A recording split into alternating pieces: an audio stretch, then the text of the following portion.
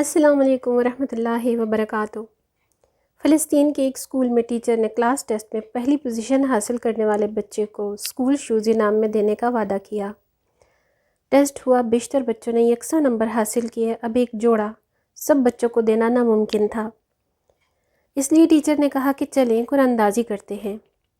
جس بچے کا بھی نام نکل آیا اس کو یہ نئے جوتے ملیں گے، اور قرآن اندازی کے لیے سب کو کاغذ پر اپنا نام لکھنے اور ڈبے میں ڈالنے کا کہا گیا۔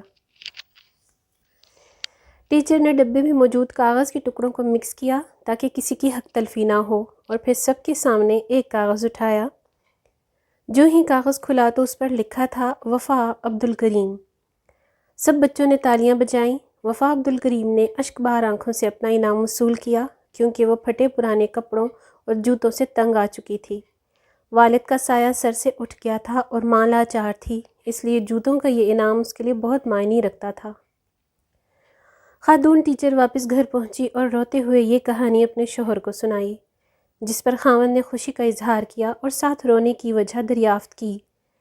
تو ٹیچر پھوٹ پھوٹ کر رونے لگی کہ مجھے رونا وفا عبدالکریم کے جوتوں سے زیادہ دیگر بچوں کی احساس اور اپنی بے حسی پر آتا ہے۔ جب میں نے ڈبے میں موجود دیگر کاغذ کے ٹکڑوں کو چیک کیا تو سب نے ایک ہی نام لکھ دیا تھا، وفا عبدالکریم۔ ان معصوم بچوں کو وفا عبدالکریم کے چہرے پر موجود لاچاری، بے بسی، درد اور کرب محسوس ہوتا تھا، لیکن میں یہ احساس نہ کر سکی جس کا مجھے افسوس ہے۔ بچوں کے اندر احساس پیدا کرنا اور عملاً سخاوت کا درس دینا سب سے بہترین تربیت ہے۔ ہم کئی اسلاف کے بارے میں کتابوں میں موجود ہے کہ وہ خیرات، صدقات اور زکوٰۃ اپنے ہاتھوں سے نہیں بلکہ بچوں کو دے کر ان سے تقسیم کرواتے تھے۔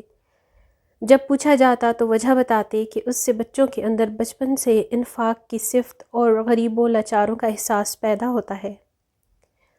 والدین کا اپنی اولاد کے لیے بہترین عطیہ اچھی تعلیم اور تربیت ہے۔